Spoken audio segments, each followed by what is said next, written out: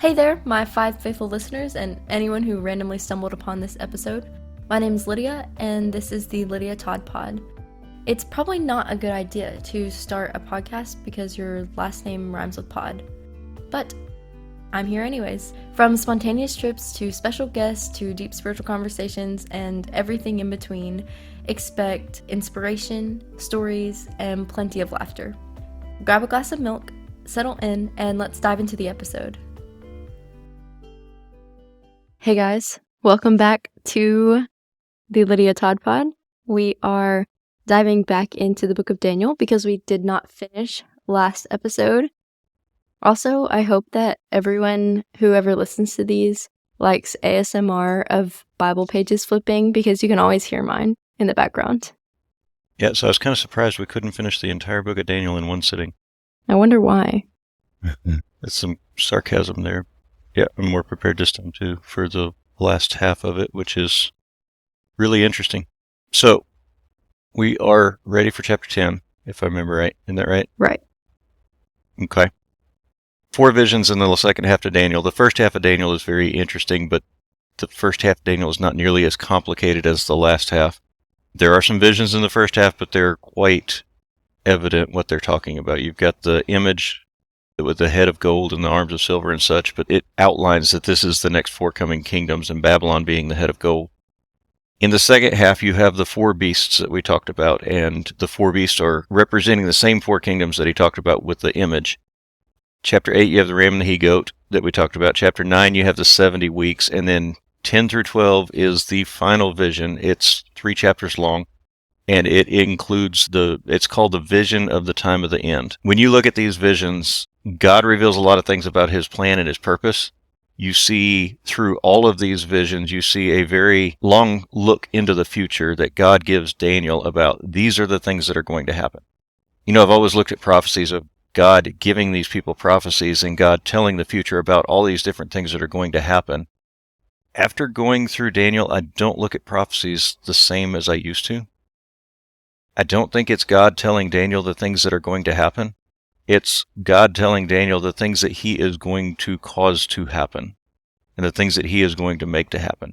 One of the main points in the book of Daniel is obviously God is in control in the kingdoms of men. And if God is in control in the kingdoms of men, Nebuchadnezzar was there because God wanted him there.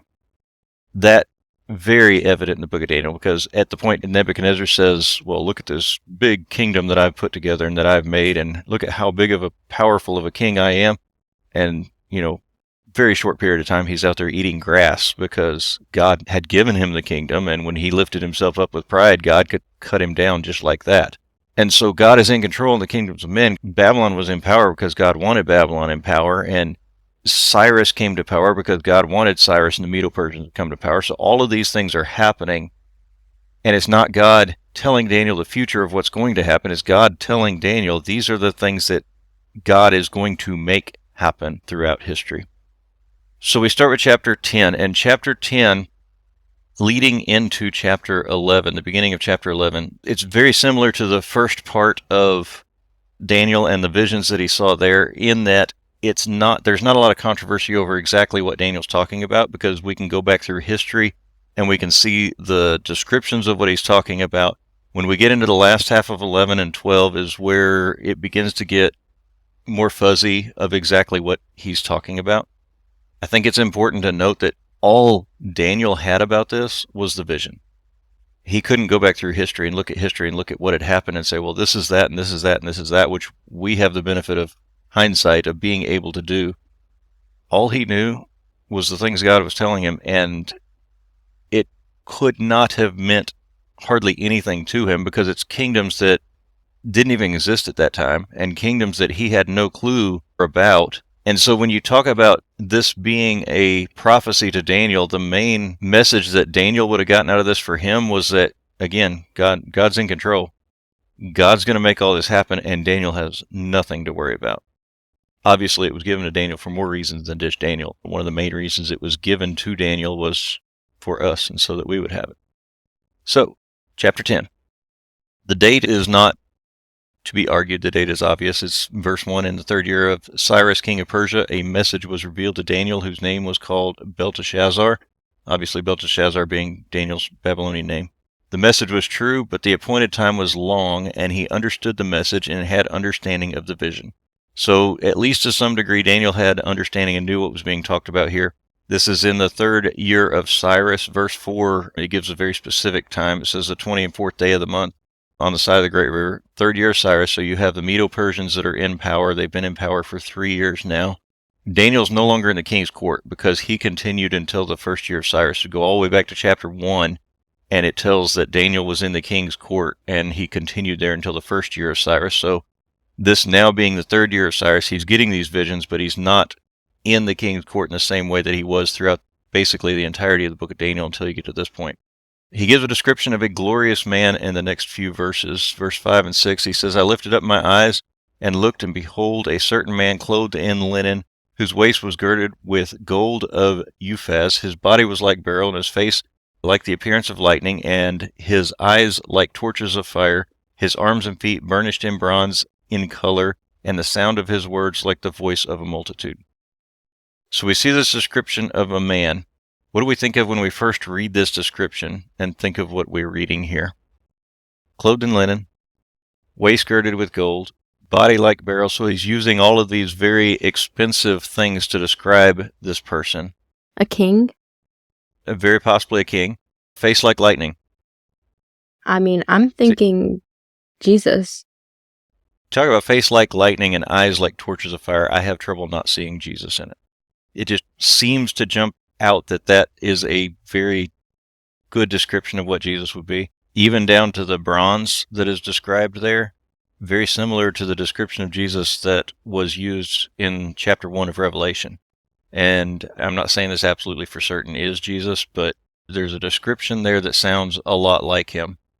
There's a lot of times in the Old Testament where there's references to the angel of the Lord or such like, and obviously Jesus existed and has existed since before the foundation of the world. He always has been. He is God. He is eternal. Did Jesus exist during Old Testament times? Yes. Absolutely. And so there's going to be times in the Bible where, well, you're reading things and it talks about the Lord, or it talks about the angel of the Lord or such, and we don't need to fully dismiss the possibility that Jesus was active and working even in the Old Testament. Obviously not in the same capacity as when he came to earth and when he was revealed, when the mystery was made known and all of that, but he was in existence then. This kind of gives me vibes of Paul on the road to Damascus and how no one else was able to see and they were all afraid. Right. Yes, same thing here. They didn't see the vision. Daniel was the only one that saw the vision, but they were definitely afraid at what was happening, and I'm not sure what they saw. Acts 9 with Paul on the road to Damascus is interesting too, because you have it being recounted and you get even more details when he recounts and tells the story again. But the same idea, the men didn't understand what was going on. So you have Daniel. He saw the vision. He's left alone, and he has a conversation with this man. The conversation begins in verse 10, and Daniel is pretty concerned about this. It says, Suddenly a hand touched me, which made me tremble on my knees and on the palms of my hands. And he said to me, O Daniel, man greatly beloved, understand the words that I speak to you, and stand upright, for I have now been sent to you. And while he was speaking to me, I stood trembling. How many times has Daniel seen visions in his life? Quite a few. Yeah, I couldn't count. I don't know exactly, but it's quite a few times. This isn't the first time this has happened, and this isn't the first time relatively recently that this has happened to him. And almost every time he gets a vision, it troubles him. He trembles, and he is usually pretty sad about what he sees. And the same thing follows suit here. You see the same trembling, the same fear. So I can't imagine direct visions from God ever getting to the point where, just another one of those. It's like every time he gets one, it is phenomenal, it is earth-shaking, it is something that really affects him. So he says, Do not fear, verse 12, for the first day you set your heart to understand and to humble yourself before God. Your words were heard. I have come because of your words. Why did he come? Because of Daniel's words, his prayers. Because of Daniel's word, because of the prayers. We touched on this very briefly before. So Daniel prayed, Daniel asked him to come, and he came. And then he says, "But the prince of the kingdom of Persia withstood me 21 days, and behold, Michael, one of the chief princes, came to help me, for I had been left alone there with the kings of Persia." Why didn't he come? He was withheld. Whatever that means of him having it out with the prince of Persia. Was the prince of Persia fighting against God's will? Who was the prince of Persia at that time? Would it have been Cyrus? I thought he was king. Would it have been Cyrus's son? It could have been Cyrus's son. I don't know. I'm not sure who the prince of Persia is here. Could it be the case that there was something that had to happen regarding the prince of Persia before Daniel could know these things? Yeah. So could it be the case that God, through these, whoever they are, is pushing and encouraging the prince of Persia to accomplish what he wants done, and the prince of Persia is fighting it? Is it possible the prince of Persia didn't even know he was fighting it? Yeah. I mean, unless you can see these spiritual beings, then... The men that were with Daniel didn't even see him. So why Michael? Who is Michael? Michael is a messenger from God sent a couple different times to different people. And so in this situation, what we know about Michael is that he was sent by God. He was sent to relieve the man that is talking here with Daniel. And when he came to relieve Daniel, this man was able to go, and Michael took the responsibilities, apparently. You look at Daniel 12 and verse 1, and you get just a little more insight into this. It's not a lot, but it's a little bit. At that time, Michael shall stand up, the great prince who stands watch over the sons of your people. And there shall be a time of trouble, such as never was since there was a nation, even to that time. And at that time your people shall be delivered, every one who is found written in the book. So as he's dealing with, there's going to come a time when this happens. You have Michael mentioned again. Is Michael one of the princes of Persia? No. I don't believe so. And I specifically don't believe it could be a prince of Persia because of what he says there in 12 and verse 1. He's being contrasted to the prince of Persia. And so we don't have a really good description of who Michael is. Michael's also talked about in Jude 9 and Revelation 12. Could it be the same Michael? Yeah. Does it have to be? No. I mean, there's a bunch of Johns, so Michael could also be a common name.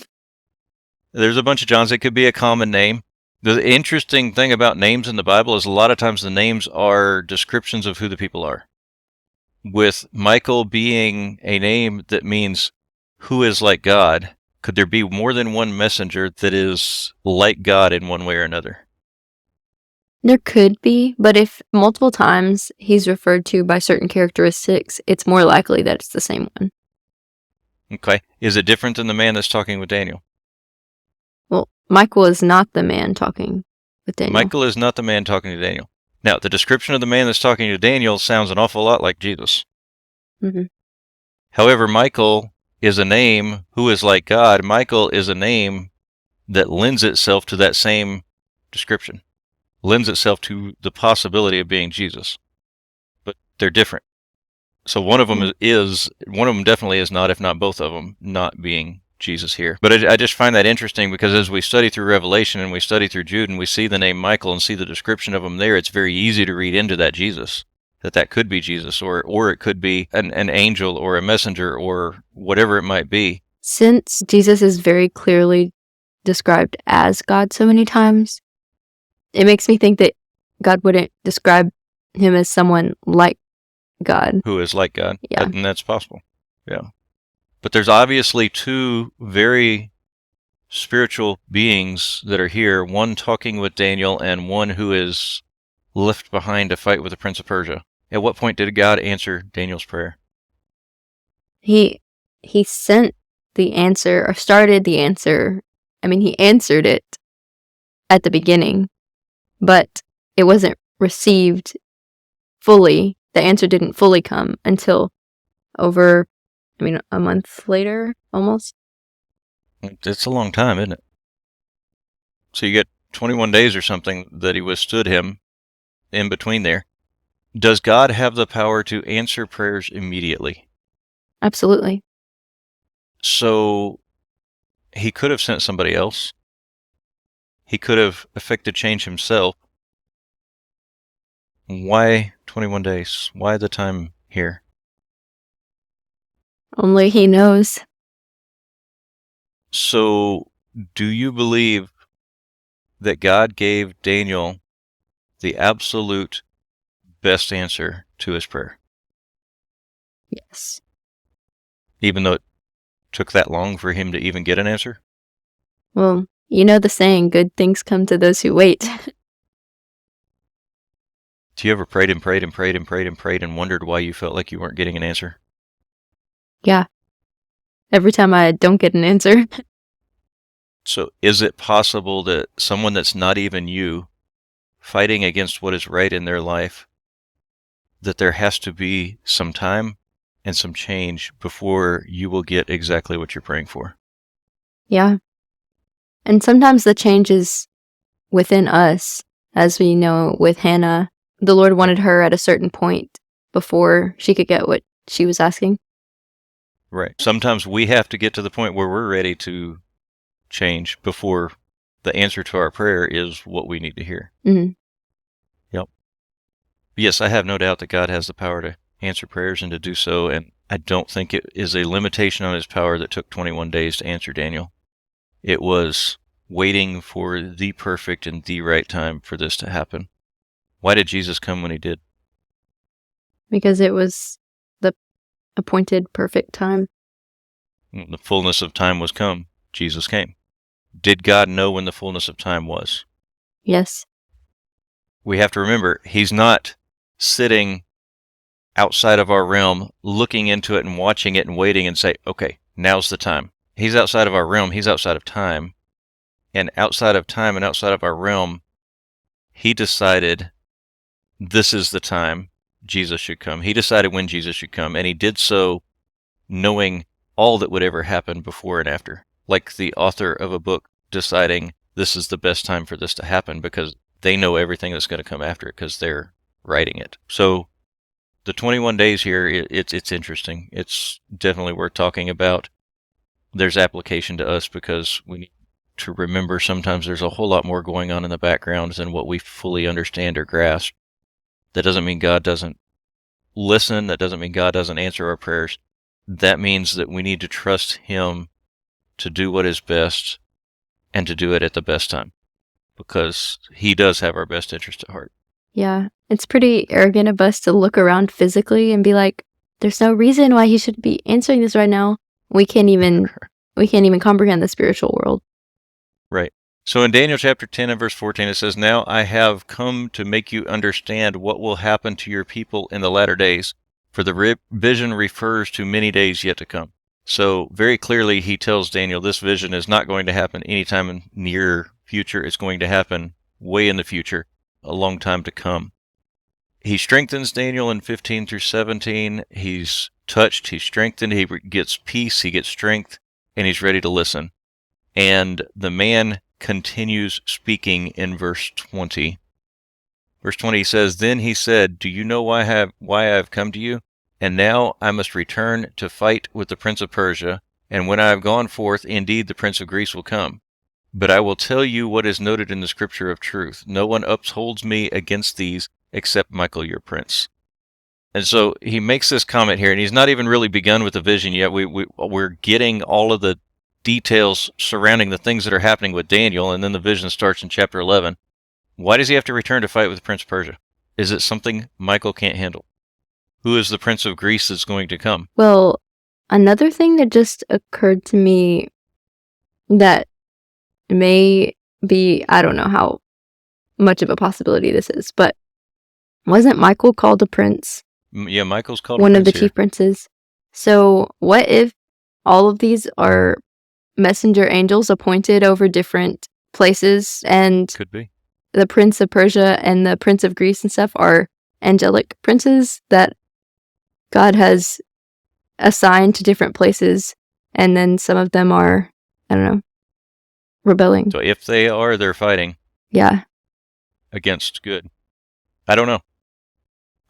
It's very possible that it's calling them princes and they're the kings. Mm-hmm. Prince being a sense of ruler. So the Greek Empire follows the Medo-Persian Empire, so it would make sense for the Prince of Greece to follow the Persian prince. He's not going to be held up except by Michael, and it notes here that Michael is Daniel's prince. I believe that to be significant and interesting, but I don't exactly know what it means. Yeah. So chapter 11. Chapter 11 is where he gets into the vision. As we go through this, we're going to talk some about the history surrounding it, because the history of these things is what really brings them to life. He goes on, chapter 11, verse 1, he says, "Also in the first year of Darius the Mede, even I stood up to confirm and strengthen him, and now I will tell you the truth. Behold, 3 more kings will arise in Persia, and the fourth shall be far richer than them all. And by his strength, though his riches, he shall stir up all against the realm of Greece." So he talks about 3 more kings that'll follow, and the third will be richer than them all. You have the kings that followed Darius and Cyrus here. The kings that followed them were Cambyses, and I may not pronounce these right, Smerdis, Darius, Hystapus, and Xerxes. Have you ever heard of Xerxes? Yes. You ever heard of Ahasuerus in the book of Esther? Mm-hmm. So when you follow these down through, you end up at the one who was at the time period and fitting the name of the one that was king during Esther. I'm not going to absolutely say for certain it was the king during Esther, but I think it's very high probability. The reason it's difficult to determine exactly which one he's talking about is because there was a whole bunch of them, and they all had the same name for several generations there surrounding Esther. How original. Yeah. That's like juniors and thirds and stuff like that today. Daniel 11, verse 3. Aren't you a junior? Yeah, and my son's a third. You are part of the problem. Yeah. We haven't changed that much, have we? No. Verse 3 says, "Then a mighty king shall arise, who shall rule with great dominion, and do according to his will." So in verse 3 here you have this mighty king. He's going to rise, do according to his will. Verse 4, "When he has arisen, his kingdom shall be broken up and divided toward the 4 winds of heaven, but not among his posterity, nor according to his dominion which he ruled, for his kingdom shall be uprooted, even for others besides these." He describes the kings that will come, and then a mighty king will come, and this mighty king in his kingdom will be divided in 4 ways. Will his kingdom go to his kids? It's going to be uprooted, so... Uprooted, and not to his posterity, not to his kids. How many times does a king die and it not go to his kids? Actually, a lot. Some? I mean, more often? I guess I'm thinking of like Rome and stuff, and people were just killing each other left and right to get the throne. But I guess not every kingdom is like that. So there were some really troubled kingdoms at times. There were kingdoms where in a space of 50 years you might have 40 kings or 30 kings because, you didn't want to be king because you weren't going to live long. Somebody was going to kill you and take the throne. I think most of the time in ancient history, the kings passed the kingdom to their kids, to one of their sons, and it may not have been the firstborn, but typically it went to one of their sons. This one went to 4 different people, and none of them were his kids. Can we demystify the Bible by defining the word posterity? Posterity. Okay, so offspring, children. I can pull up Strong. It's one of those words that most people don't use. Okay, yep. So, posterity in Strong's. The last or end, hence the future, also posterity. Latter end times hinder, most length posterity, remnant residue reward. Okay, so remnant residue is offspring. He's talking about the offspring. It's not going to, the kingdom is not going to be left to his offspring, not going to be left to his children, nor according to his dominion which he ruled. So it's not according to what he wanted or what he set up for his kingdom. His kingdom is going to be uprooted and even for others besides these. So it wasn't going to be done with his kingdom what he wanted to be done with it. He's talking about the Greek Empire. He's talking about Alexander the Great. Do you remember what happened to Alexander the Great's empire? It was split between the 4 He had 4 generals. generals. He had 4 generals in different areas. You have Seleucus the First, and I'm going to have to read this because I don't know this, but I have it memorized. You have Seleucus the First that took over the Syrian Empire from Turkey to India. You have Cassander that took over the Macedonian or the Greek Empire. You have Lysimachus that took over Thracia between Greek and Turkey, and you have Ptolemy the First that took over Egypt. So Alexander the Great takes this, takes the world, basically overcomes the world and conquers the world, and he has more of the known world at that time than any other major leader ever did. And he conquered it very quickly. He was still in his 30s when he died, and his kingdom was left to these 4 generals because they were the ones that had the power to keep on fighting and to hold on to it. With it being left to the 4 generals, it wasn't left to his children, it wasn't left to his offspring, it was left to people that he probably never even considered would take over his kingdom. So then he begins talking about the kings of the north and the kings of the south. Starting in verse 5, it says, "Also the king of the south shall become strong, as well as one of his princes, and he shall gain power over him and have dominion, and his dominion shall be a great dominion. And at the end of some years they shall join forces, for the daughter of the king of the south shall go to the king of the north to make an agreement, but she shall not retain the power of her authority, and neither he nor his authority shall stand, but she shall be given up with those who brought her, and with him who begot her, and with him who strengthened her in those times." Why didn't God just tell Daniel kingdoms that were going to be?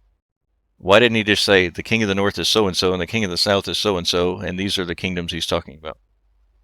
I mean, he doesn't have to. It's still prophetic.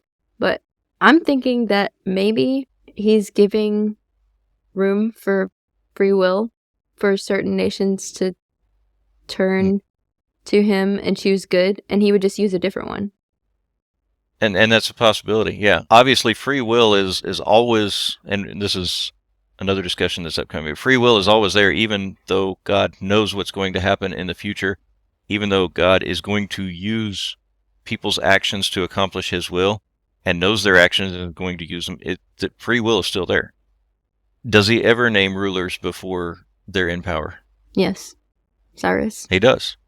Very specifically, Cyrus, one of my favorite prophecies that is there. You read about Cyrus, he calls him by name, he gives details of who he is. He says that Cyrus is going to be his anointed one. In other words, God helped him and made him come to power. I don't know how much it would have meant to Daniel to tell him the names of these kings, or the names of the kingdoms even.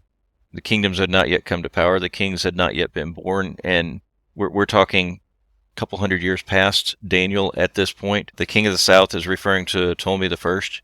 He ruled from 306 to 284. One of his princes, and he was one of Alexander the Great's successors, obviously. You have Israel that's caught in the middle between Syria and Egypt. So king of the south being Egypt, king of the north being Syria. You have Israel in the middle. It makes sense that Israel would be the central point of all the visions. So when you refer to north, it's north of Israel, and you refer to south, it's south of Israel. Why not Babylon? Or Medo-Persia at this point? Weren't they already taken over? Well, Babylon's been taken over. Why not Medo-Persia? Which took over the area that Babylon was in. Hasn't that already happened? Medo-Persia has taken over, yes. And by the time you get to the time period he's talking about now, that's already happened, but when he refers to north and south, it's not north and south of these foreign nations, because that's not the nation of the people of God. That's not the nation Daniel is from. So when he talks about north, it's north of Israel and south of Israel. And it is so because that's the people of God. Even though they're in captivity at this point and there really is no nation for them right now, he's still referring to them north and south of them because they're the people of God. So you have all of this happening during the reign of Ptolemy Philadelphus. The daughter of the south will go to the king of the north. Bernice was from the south. The daughter of Ptolemy was given to Antiochus with the condition that he would divorce the wife that he currently had, the wife being Laodice.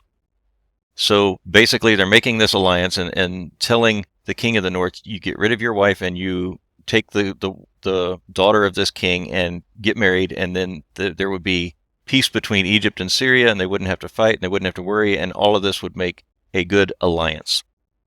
Daniel 11 and verse 6, he says, "At the end of some years they shall join forces. The daughter of the king of the south shall go to the king of the north to make an agreement, but she shall not retain the power of her authority, and neither he nor his authority shall stand, but she shall be given up with those who brought her, and with him who begot her, and with him who strengthened her in those times." So the alliance is made, but he tells them it's not going to work.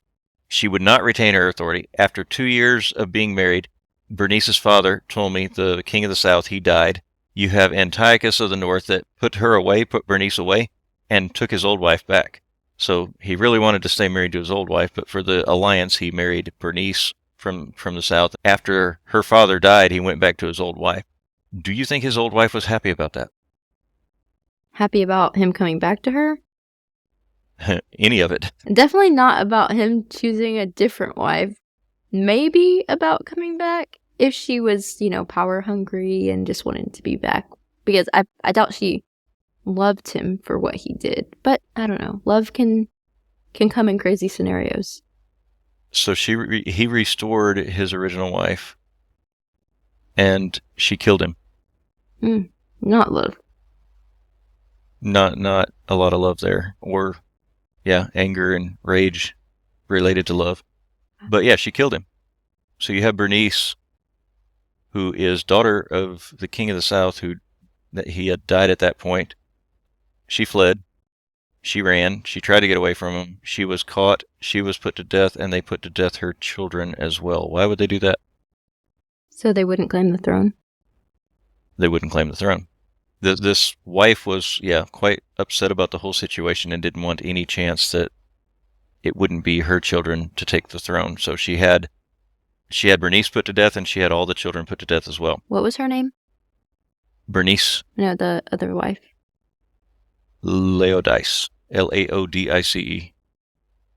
I'm butchering the pronunciations of these. I know I am. So I'm pronouncing them like I originally read them and heard them in my head. And that's sometimes right and sometimes. That's okay. We're not native to those places or times. Our language. Right. Yes. So verse 7. He says, But from a branch of her roots one shall arise in his place, who shall come with an army, enter the fortress of the king of the north, and deal with them and prevail. Branch of her roots is going to come. Bernice's, which was from the south, Bernice's brother, told me, again, original with names, told me Ergritz was from 246 to 221. He attacked Syria, and he did so to avenge his sister's death. Verse 8, he goes on and says, He shall also carry their gods captive to Egypt, and their princes, and their precious articles of silver and gold, and he shall continue more years than the king of the north. So Ptolemy of the south succeeds, and he attacks the north. He carries all this stuff back to Egypt, and he rules longer than the normal northern kingdom. The northern king at that point was Seleucid of Callichnius, and Ptolemy rules longer than he did, just like Daniel talks about.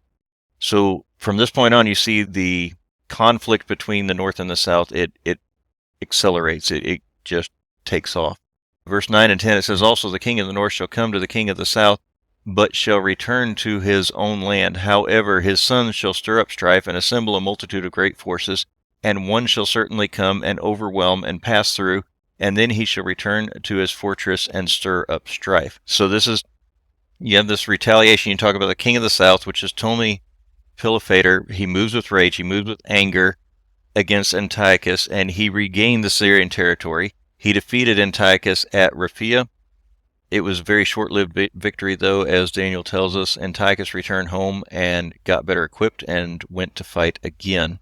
Verse 14, he describes this other battle that will come. It says, Now in these times many shall rise up against the king of the south. Also violent men of your people shall exalt themselves in fulfillment of the vision, but they shall fall. Who's your people? Who's speaking? It's still the man. Still the man from the beginning of chapter 10, speaking to Daniel. So who's your people? The Israelites. Jews. Yep, the Israelites. So you have Philip, which is king of Macedon, aligned with Antiochus, And in this battle, history records that there were a lot of Jews that got involved in this and fought, but they fell. Why would the Jews get involved in this battle? Or any of these battles? Because they're mixed with those people anyways. They've been captive for a long time. They've been captive, they've returned home, but they're also, geographically, they're right in between these two kings.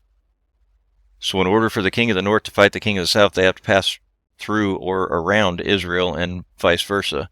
And so during the middle of all of this, even though the Jews and Israel wasn't really greatly involved in these battles, became very relevant because by collateral they were caught in the middle. And so they had to deal with that because they were caught in the middle.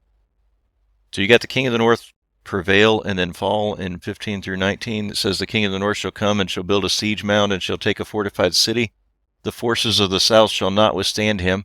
Even his choice troops shall have no strength to resist, but he who comes against him shall do according to his own will, and no one shall stand against him.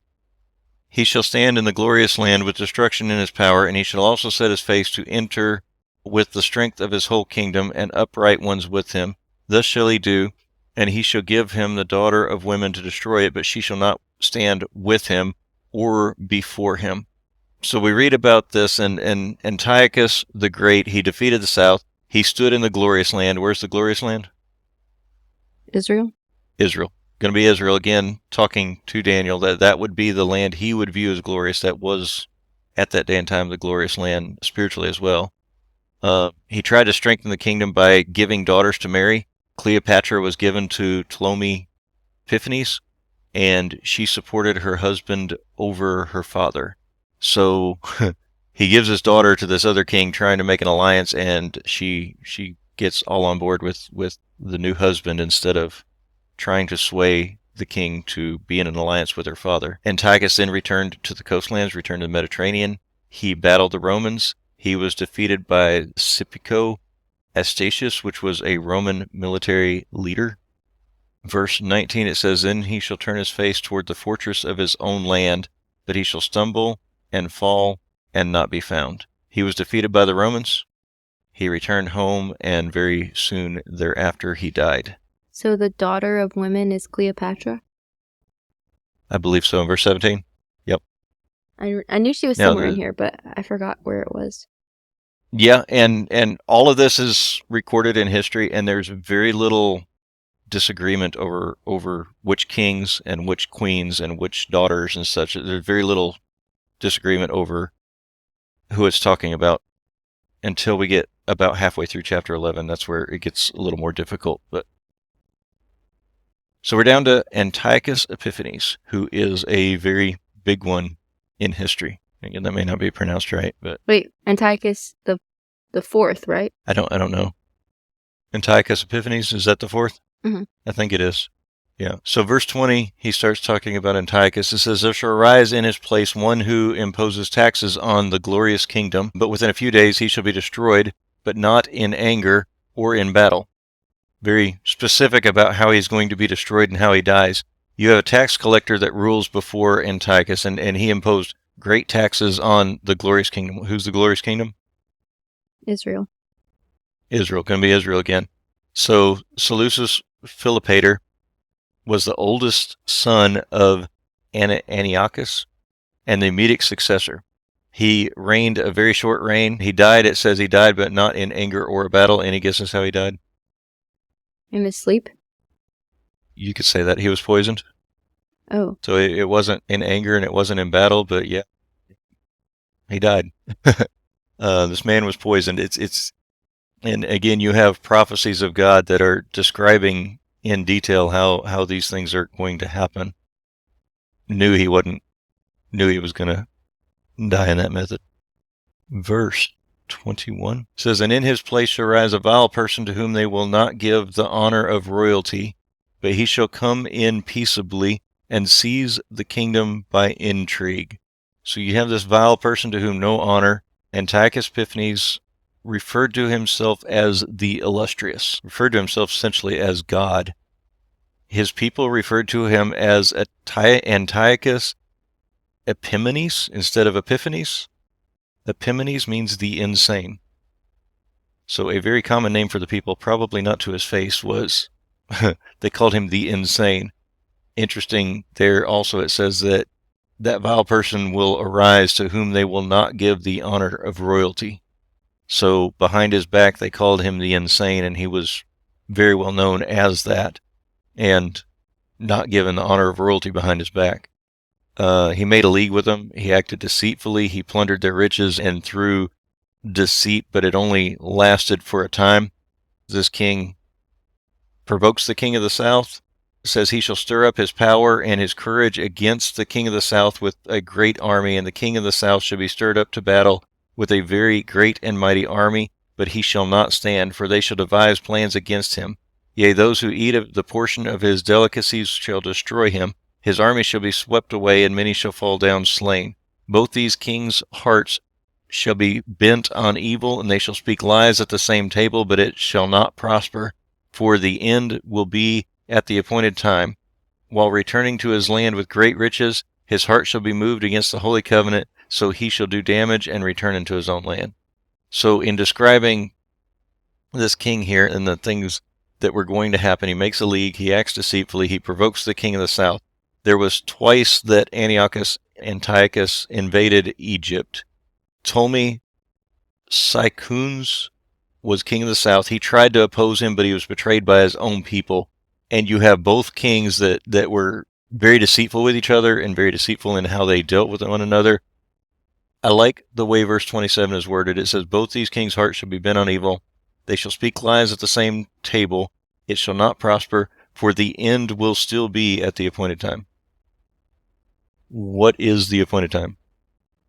The time that God decides that kingdom is done. When God decides that's the end, it doesn't matter what forces they have or the lies that they try to tell, the deceit that they have with one another. It doesn't matter what they try to do. When God decides it's the end of their kingdom, it's the end of it, and there's no coming back. I really like the part right before that. It says, but it shall not prosper. Like, there's no way that something so bad is going to come out with a win on the end. And God won't allow it. That's one of the, I guess, ways that God always encourages through prophecies, is always telling them there's an end. Just wait it out.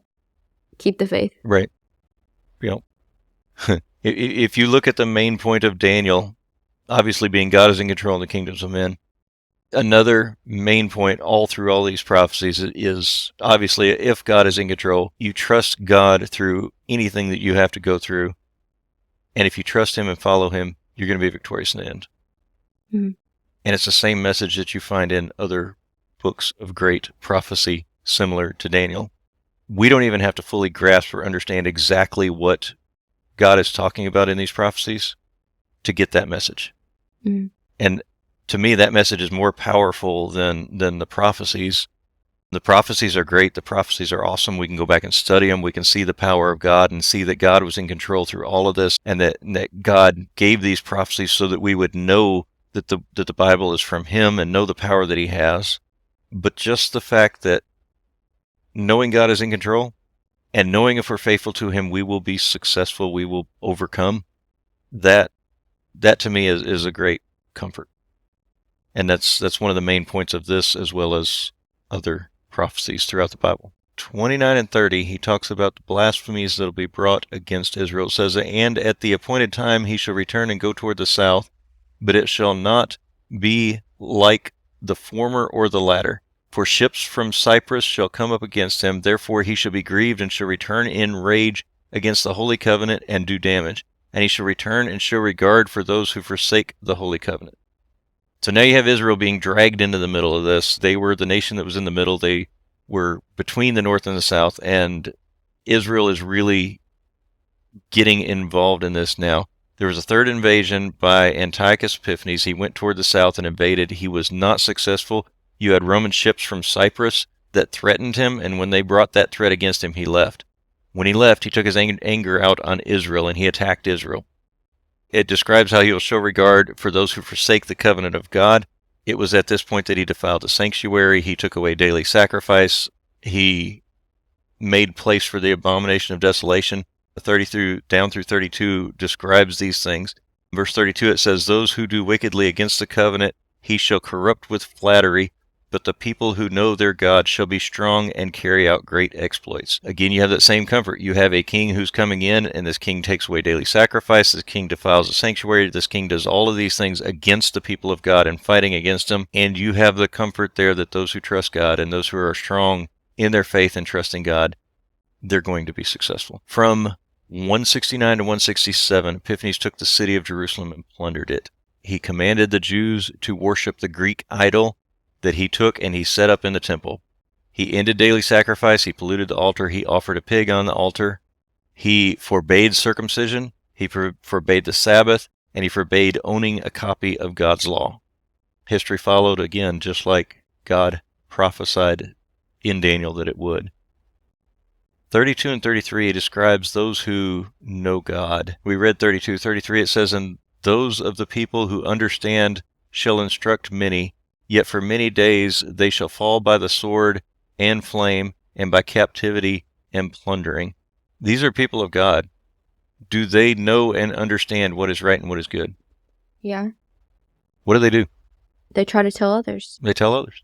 So they're in this time when all of this horrible, wicked stuff is going on, and where the easy thing to do is to bow down and worship this idol that this evil and wicked king has set up. And you have people who still understand what is right and are standing for what is right and refusing to do what is wrong and are still actively working to teach others. So you get verse 34 along with it. It says, "Now when they fall, they shall be aided with a little help, but many shall join with them by intrigue." Is that the righteous people falling? Even in verse 33, it describes, "Yet for many days they shall fall by the sword and by flame and by captivity and plundering." Yeah, it is. You have the righteous people here that are falling by the sword. Righteous people here that, due to no fault of their own, because they're faithful to God and they're serving God and they're working to teach others, yet they're still suffering. 35, it says, "And some of those of understanding shall fall, to refine them, purify them, and make them white until the time of the end, because it is still for the appointed time." Why would God allow them to be persecuted? It says to refine them. He's going to refine them, purify them. So yeah, this is getting into one of my favorite spots. Refine them, purify them, and make them white. That is God working through to, as he always promises, work all things for good. Is he causing these things? No. Who's causing them? Different nations, and ultimately, we know Satan. Ultimately, Satan. You have Antiochus Epiphanes, a very, very evil, wicked ruler who has allowed himself to be influenced by Satan and is doing these things, these evil things. You have Satan causing horrible, horrific things to these people, even sometimes leading to their death. And God, while he allows these things, he's using them to refine these people for his purposes. Does God ever refine us? Yes, he says he will. Says he will. Does that mean he causes the persecutions and the difficult things that happen? No. If they're evil, no. If they're evil, he doesn't cause them, but he's using them. And one of the ways he can work those for good is to refine us and bring us to the point that we need to be spiritually. So in 168, Mattathias was an elderly priest. He had 5 sons that revolted, and this being described as what happened here. Up to this point, there's very little controversy over the historical events. You have the conflicts between the Persians, the Greeks, Assyria, and Egypt. You have the kings of the north, the kings of the south. It's easy by looking at history to determine who those are. You have Israel caught in the middle. You have the blasphemies of Antiochus Epiphanes. From here forward, there's a couple of possibilities, and we're going to look at the 2 that I believe are the most possible, and I'll tell you which one I think is most probable, but there's 2 that are very strong, and either one of these 2 could be without violating the context of Daniel, without violating the prophecy, without violating history. The descriptions given, they fit detail for detail. They fit different rulers. I don't find that surprising. When you have wicked rulers, they tend to follow certain patterns and do certain things. And so you can see the patterns of wicked rulers And it becomes easy to see other wicked rulers in those same wicked rulers. So when he prophesies about a wicked ruler, it's going to be one of these two that we're talking about most likely. It doesn't really matter which of the two it is. The point is, God's in control, and the outcome is controlled by him, and the outcome is going to be right and good. So far, these prophecies go between about 300 and 400 years in the future in front of Daniel. When we think of 300 or 400 years over the course of all of history, that's not much. When you put it in perspective of the reality that the United States has not even been around for 300 years yet, and you go back all the way to the beginning of the United States, that seems like forever ago.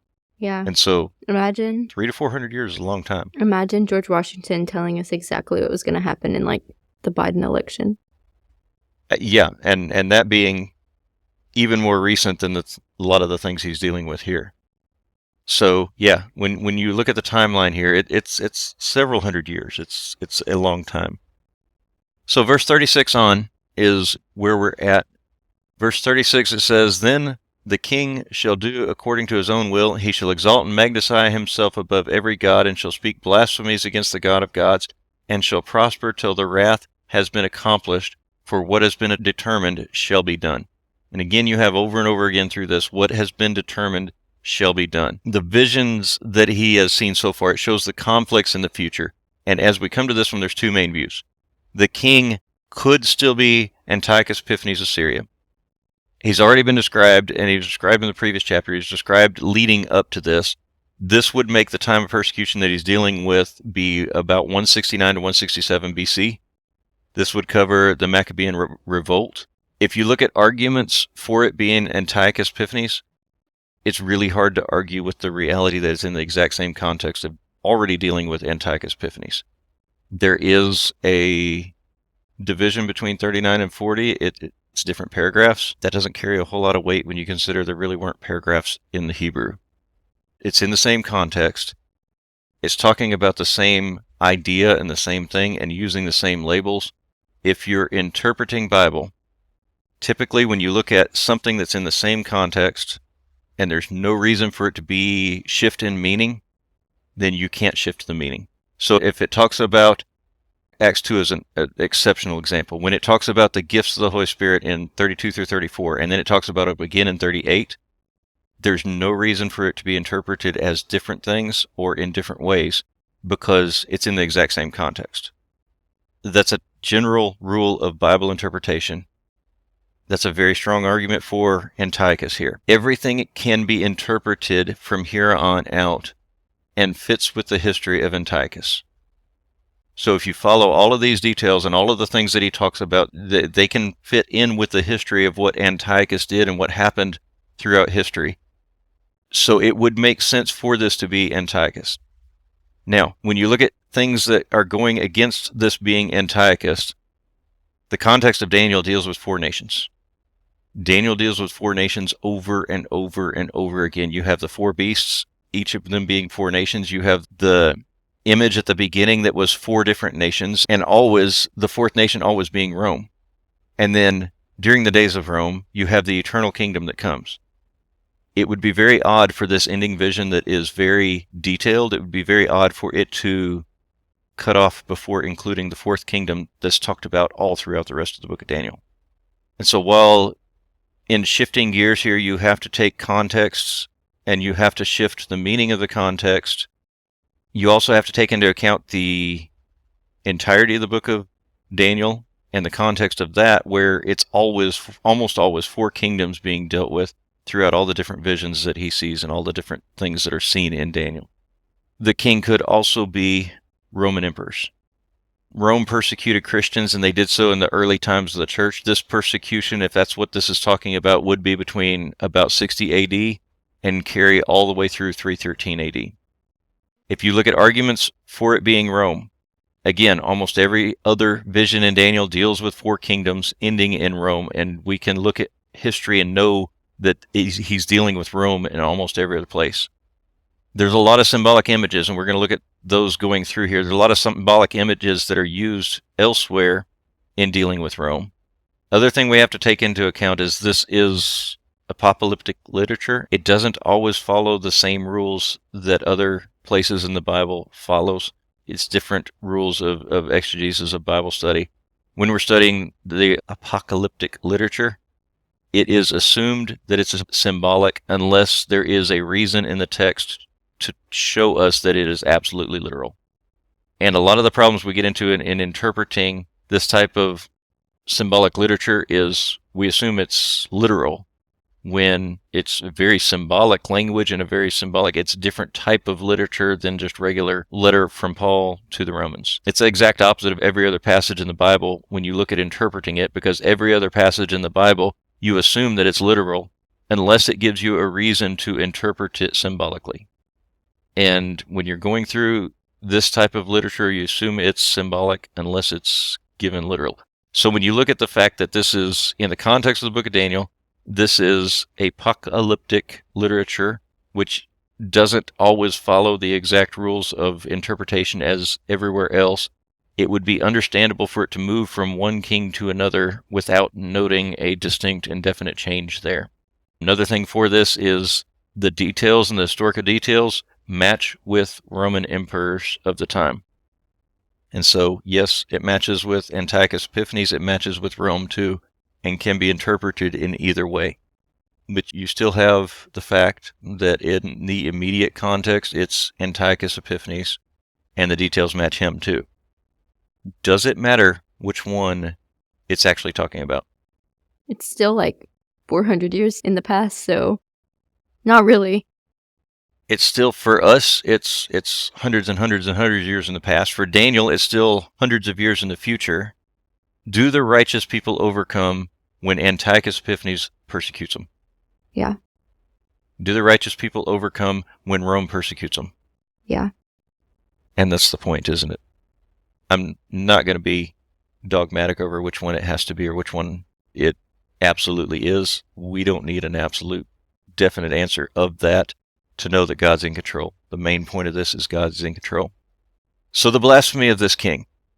He raises himself, verse 36 that we read, raises himself above every god and speaks blasphemy to the God of gods. Verse 37, it says, he shall regard neither the God of his fathers, nor the desire of women, nor regard any god, for he shall exalt himself above them all. But in their place he shall honor a god of fortress, and a god which his fathers did not know, he shall honor with gold and silver, and with precious stones, and with pleasant things.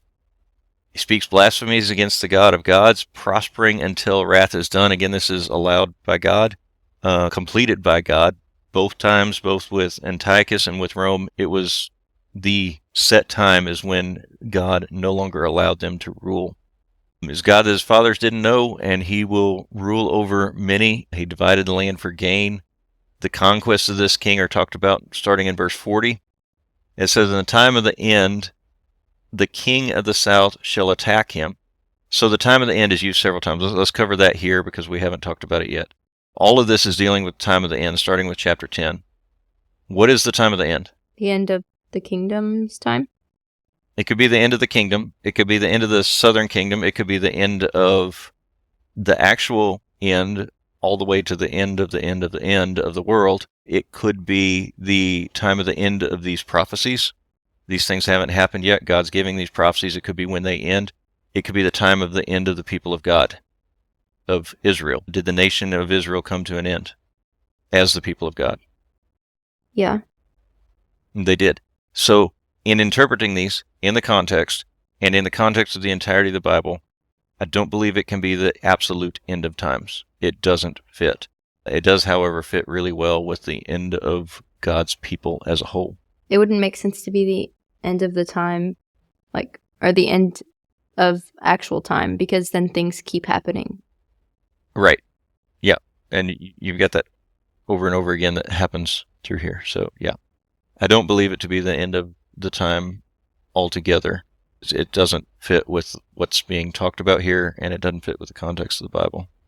Verse 40, at the time of the end, the king of the south shall attack him, and the king of the north shall come against him like a whirlwind, with chariots, horsemen, and with many ships, and he shall enter the countries, overwhelm them, and pass through.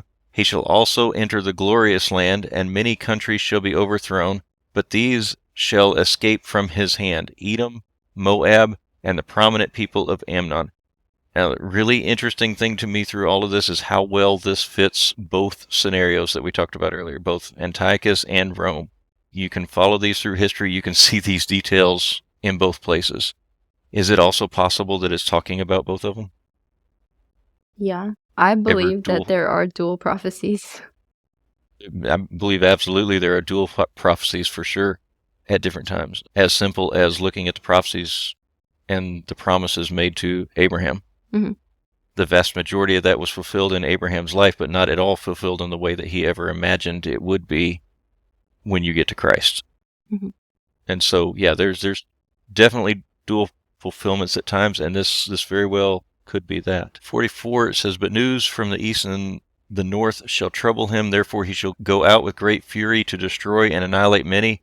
He shall plant the tents of his palace between the seas and the glorious holy mountain, yet he shall come to an end, and no one will help him." So more of specific prophecy dealing with this and the end time in chapter 12 and verse 1.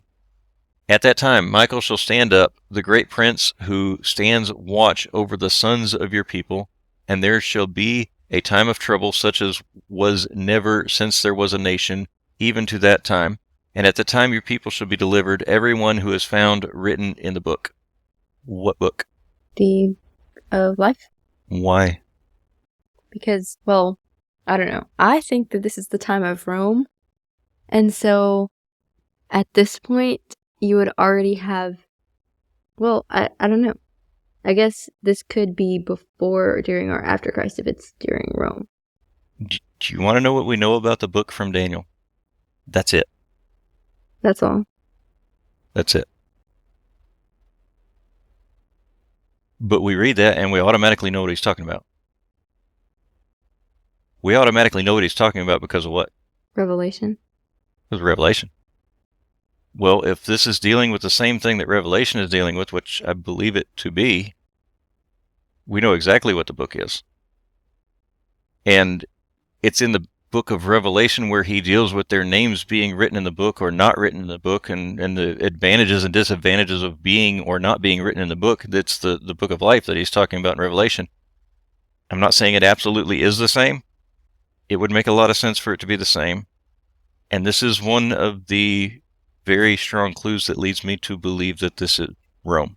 Yeah, this is interesting because normally when we think about the book of life, we think at the end, when time is up, our name will either be in or not be in the book.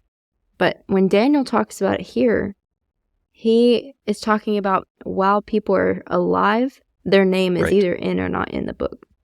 And so I wonder if it's like your name is in if you're in, but then you could choose to leave. You could choose to erase your name from the book. Right. Well, and by turning, and so in Revelation it's the same way. They're facing persecution, and the ones who are standing strong in the persecution, their name is written in the book of life. Well, if they refuse to stand or they don't, and over again throughout the first couple of chapters in dealing with 7 churches of Asia, if they overcome, they will have eternal life. They will have heaven. What if they don't overcome? Well, yeah, but what I'm saying about that is it's implying if they overcome as in if they make it to the end, which implies it's an after-death thing. But here, it's definitely talking about while they're still alive because it's saying that they'll be delivered. Here it's present tense, but it is in Revelation as well. That the ones that are enduring persecution, their names are written in the book of life. And it's present tense. It's not something that will happen in the future. It's not something, it is something that is. What I was saying is the same thing you're saying. It's also something that can be lost if we don't stand for what is right. Is that what you're getting at? Mm-hmm. What is that verse? In Revelation? 3:5? There's 5 different ones in Revelation. So Revelation 3:5 says, "He who overcomes shall be clothed in white garment, and I will not blot out his name from the book of life, but I will confess his name before my Father and before his angels." That one looking to the future, 13 and verse 8, says, "All who dwell on the earth will worship him, whose names have not been written in the book of life of the Lamb slain from the foundation of the world. This is dealing with it from a negative, but dealing with it in present tense in the same way he dealt with it in Daniel. They worship the beast. Their names are not written in the book of life. 17 verse 8. 17:8, the beast that you saw was and is not, and will ascend out of the bottomless pit and go to perdition, and those who dwell on the earth will marvel, whose names are not written in the book of life from the foundation of the world, when they see the beast that was and is not and yet is. That looking to the future as well. 20 and verse 15. Well, that one is also kind of past because it's from the foundation of the world, which shows that to God, time is just right. It's just a constant. It's just a book sitting on the shelf that's already happened, but he can read it again. Right. Yep. 20 and 15. 20, verse 15. Oh, wait, also starting verse 12. And I saw the dead, small and great, standing before God, and books were opened. And another book was opened, which is the book of life. And the dead were judged according to their works by the things which were written in the books. The sea gave up the dead who were in it, and death and Hades delivered up the dead who were in them, and they were judged, each one according to his works. Then death and Hades were cast into the lake of fire. This is the second death, and anyone not found written in the book of life was cast into the lake of fire. And 21:27. But there shall by no means enter it anything that defiles, or causes abomination or a lie, but only those who are written in the Lamb's book of life. Which, those last two are they sound more like once everything's over, the reward time. But the other ones seemed more to refer to presently while you're on earth, your name is in the book of life if you're living this way. Right. So you have book of Revelation leading up to the last few chapters, last chapter or chapter and a half dealing with actual end times. The rest of it dealing with the sufferings that they were facing under Rome. And so it makes sense that leading up to those last two chapters, it would deal with the present tense being in the book of life or not being in the book of life as they deal with the sufferings. And then you have the end time where it's sealed. So Daniel 12, at verse 1, it says, and at that time your people shall be delivered, everyone who is found written in the book. So is that, I'm just processing. Does that mean that maybe your name is in the book at that moment, so you're delivered, but maybe you don't actually choose to follow God until after that time, so you're not delivered? Or maybe you used to follow him, but then at that time you aren't? What time is this dealing with? At the time of the Great Trouble. Time of great trouble, whether it's Antiochus or Rome. But everyone who is found written in the book is going to be delivered. Delivered from what? From the Great Trouble. Okay, so that deliverance is there if their name is written in the book. At what point is their name written in the book? When they're following God. When they follow God. So if they give in to the powers that be that are steering them towards evil, is their name written in the book? Not if they deny God. Not if they deny God, is it? But if they faithfully follow God, it is. I don't know about the tense of what you're dealing with there, what you're talking about. I'm not sure. Not sure exactly how that works. Yeah, I don't know. But I'm also wondering, most of my questions usually don't have answers, but at that time, your people shall be delivered. So he's talking to Daniel, and he says your people. Yeah.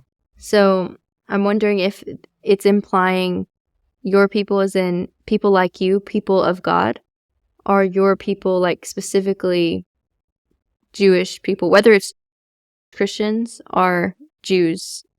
So it amazes me how many times in Revelation John uses terms that are Jewish terms.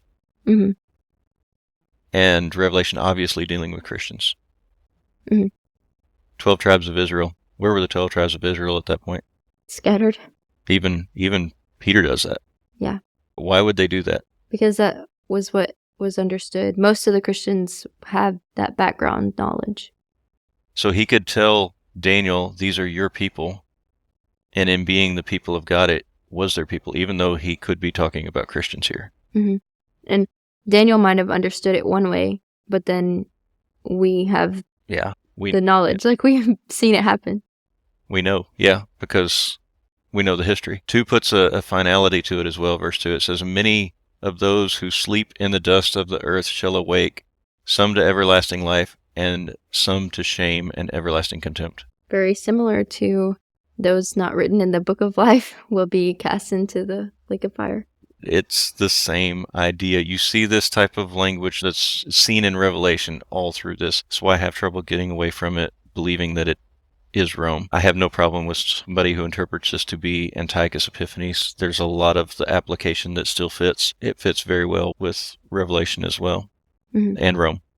Verse 3, those who are wise will shine like the brightness of the firmament, and those who turn many to righteousness like the stars forever and ever.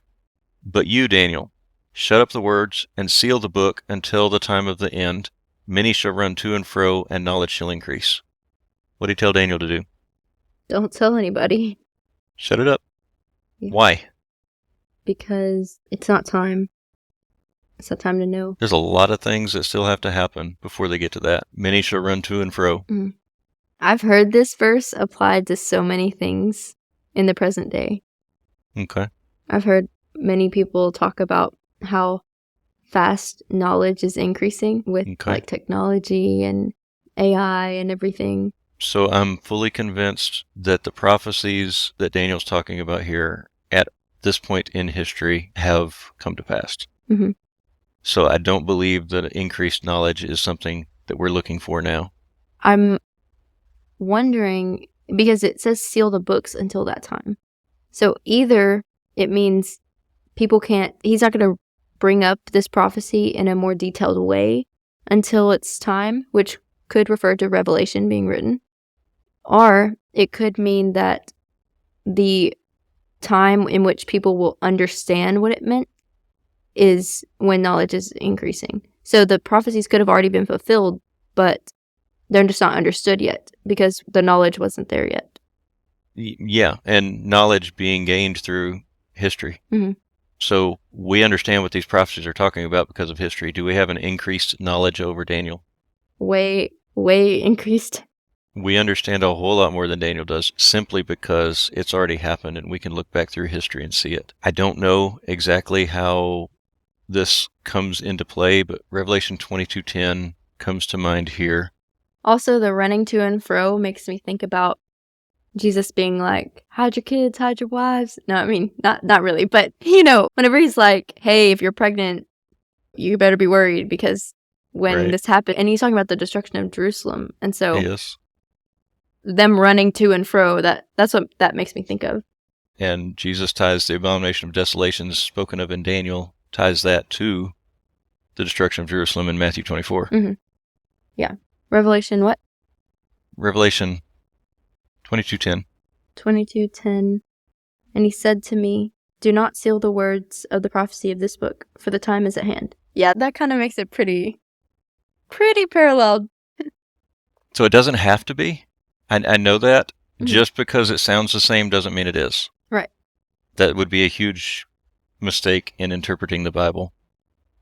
However, ignoring the possibility would also be a mistake. Yeah, it's at least a possibility because it's so paralleled and Daniel and Revelation are so tied together. So this is the second big one. The book being the first, this is the second big one that makes me think Rome. Because Daniel's told, seal it up, the time is not yet, and John is told, don't seal the book, the time is now. So it very well, and with the language being the same, with it fitting the history of Rome and such like, it's hard to ignore. Before we studied it together, when I read through it, I thought it was Rome, but that doesn't mean that it is. It could at least be both. I would be very okay with it being both. I don't believe that violates any of the context of Daniel or Revelation or the rest of the Bible. When we get to heaven, and if we find out that this is Antiochus Epiphanes, I'm not going to be disappointed. But I think it's Rome. Verse 5-7, you get 2 final questions here. It says, then I, Daniel, looked, and there stood 2 others, one on this river bank and the other on that river bank. And one said to the man clothed in linen who was above the waters of the river, "How long shall the fulfillment of these wonders be?" Have you ever heard the question, how long? Yes. How many times? A lot. It's all through the Bible. This isn't the first time Daniel's asked. No, it's not. Almost all the prophets ask that question, and it's all through the Bible, and it's extremely strong in the book of Revelation because you have the righteous people under the throne that were martyred that were asking, how long before you're going to, bring vengeance for this? And how long is a concept that's everywhere. He goes on verse 6 and he says, verse 7, it says, "Then I heard the man clothed in linen who was above the waters of the river when he held up his right hand and his left hand to heaven, and he swore by him who lives forever that it shall be for a time, times, and a half time. And when the power of the holy people has been completely shattered, all these things shall be finished." Who knew that football was in the Bible? We got a halftime right here. Halftime. Who are the holy people? God's people. Why not Israel? Why not your people? It's been your people all the way through. I'm talking to Daniel. Well, the holy people, holy, set apart. This could definitely refer to Israel because it says... Oh, it could. It says when the power has been completely shattered. And that's usually not something describing the church. Yeah. What about time, times, and a halftime? I'm just wondering who's the halftime show. No, that sounds familiar. A short time, a long time, and a really short time. Is it another? Time is one. Times is plural. It's two. Halftime is half. Mm-hmm. Total being 3.5. Daniel 7 and verse 25. 7:25. He shall speak pompous words against the Most High, shall persecute the saints of the Most High, and shall intend to change the times and law. Then the saints shall be given into his hand for a time and times and a half time. Guess who's talking about? Fourth kingdom? Caesar? Rome. Yep. Talking about Rome there. And you've got the same time, times, and a half time. I'll give you one guess, but you're only going to need one, where time, times, and a half time is used elsewhere in the Bible. Revelation? Guess how many times? A time, times, and a half time? A bunch of time, times, and a half time. I think that's what is coming to my mind because we just studied Revelation on Wednesday nights. And I was like, I know I've read that recently somewhere. So Revelation talks about 3.5, whether it's 3.5 years, 3.5 weeks, 3.5 months, whatever it is. It talks about 42 months. Do you have any guess as to how long a period of time 42 months is? 3.5 years. 3.5 years. It talks about 1,260 days, which is also 3.5 years. There are 1, 2, 3, 4, Revelation 12, 2 and 3, Revelation 12, 6, Revelation 12, 13 and 14, Revelation 13 and verse 5 that deal with the 3.5 in some way or another. Do you want to guess where else in the Bible 3.5 is? Is it in a gospel? It is not. Is it in Ezekiel? It's not anywhere else in the Bible. Oh. With the exception of the 3.5 years that he prayed that it would be without rain in James 5. That I don't believe to be symbolic. I believe it to be a literal 3.5. Mm-hmm. But the 3.5 used symbolically, it's used symbolically twice in Daniel and about 5 times in the book of Revelation, and that's it. When you follow 3.5 through the book of Revelation, I think you're going to find, and this is my conclusion, is that every time it's talked about 3.5, whether 3.5 or 42 months or 1,260 days, all of those times, it's talking about the time in which the people of God, the Christians, were under persecution to Rome. Every time. Would that fit here? It would.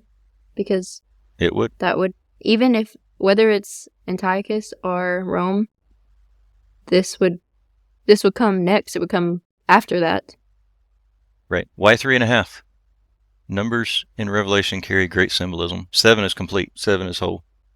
What's 3.5? Half of 7. Half of 7. It's a definite period of time, but it's a short period of time. It's not the completeness. It's not the whole. It's just a short period of time for which this is going to be. They suffered under Rome. They suffered greatly under Rome. But it wasn't an eternal suffering. It wasn't something that lasted forever. And if this is Antiochus Epiphanes, it's the same thing. They suffered under him, and they suffered greatly, but it wasn't forever. God had a definite end that was going to come to this. So, chapter 12 and verse 8 of Daniel. Daniel asks a question. He says, "Although I heard, I did not understand, and then I said, My Lord, what shall be the end of these things?" What's Daniel's question? When does this end? Yeah. Or what will be the end? What will be the end of these things? A legitimate question. I can understand Daniel asking this question when, if you consider what he would understand of all of this and what he would know, it's just looking in the future at things that are going to happen, and he wouldn't know a lot about it. He said, "Go your way, Daniel, for the words are closed up and sealed till the time of the end. Many shall be purified, made white, and refined, but the wicked shall do wickedly, and none of the wicked shall understand, but the wise will understand." Why do the wise understand? Because they know God's going to pull through in the end. Because they've been told. They know God's going to pull through. They know that we are going to be delivered if we're faithful to God. We know we have that overcoming. And that overcoming is for us too, not just for people in that day and time. "And from the time that the daily sacrifice is taken away and the abomination of desolation is set up, there shall be 1,290 days. It's 30 days longer than the 3.5. 3.5 being a short period of time, and this would be just a little bit longer than that. Blessed is he who waits and comes to the 1,335 days, 1335. But you, go your way till the end, for you shall rest, and will arise to your inheritance at the end of the days." Promise to Daniel, go your way. You're going to have your inheritance. Was there anything he was told here that could change that? No. Nothing he was told that could change it. Nothing that will happen in history at any time, any place, any way that will change the fact that if we're faithful to God, we have an inheritance. It doesn't matter who comes to power. It doesn't matter how powerful they are. It doesn't matter how much evil they do. If we stay faithful to God, we have an inheritance. It doesn't matter if they kill us and we're refined in that way. We have an inheritance. That just brings so much more comfort to a person who knows about life after death. Because if not, then all of this persecution stuff, it gets way worse. There's no light at the end of the tunnel. Right. And what he's done for Daniel and what he did for them in the time of Rome both is there's light at the end of the tunnel. How long had Daniel been in captivity? His whole life? Or Almost. He was, what, like 12 or something? We're not exactly sure. He was a young boy at that time. It's described, young boy. So 12, 13, 15, I don't know. He was young. Mm-hmm. And almost his whole life he was in captivity. He probably wishes he was not at the beginning of the captivity. Right. But that's why he was there. That was Daniel's purpose, was to get Israel through that captivity. You think about how many things he did. Mm-hmm. And what if he hadn't been there? Where would Israel have been? There were a lot of times Daniel took a wicked king, and, this wicked king is taking off. This wicked king is running in a wicked direction, and Daniel pulls him back and reminds them, God's in control. And it wasn't their God, it was the God of heaven. He was there for a purpose, and his purpose was to serve God. And when he served God, it worked. It's a really good book. That's my thoughts about Daniel. Love the book. Yeah. It's almost like it's in your name to like it. No, he was named after me. Oh, my bad. Yeah, I forgot how prophecy works. All right. It's reverse.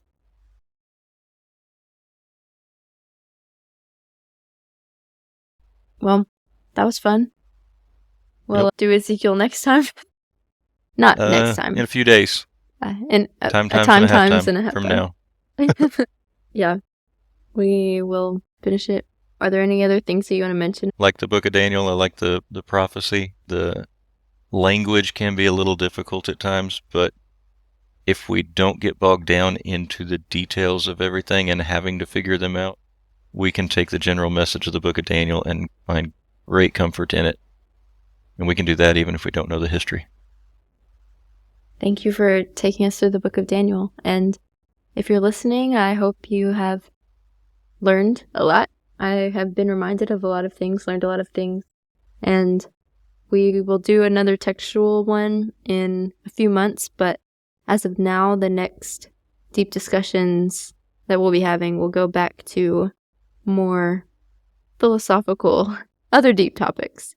So I hope that you are excited for those. As we wrap up this episode of the Lydia Todd Pod, I want to express my heartfelt gratitude for you spending time with me.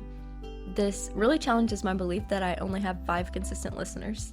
If you have any thoughts, topics, or questions you'd like me to explore further on future episodes, please reach out on one of my socials. I hope that our conversations have brought you inspiration and joy. If you have friends or family who might be interested in our conversations, don't hesitate to share the podcast with them.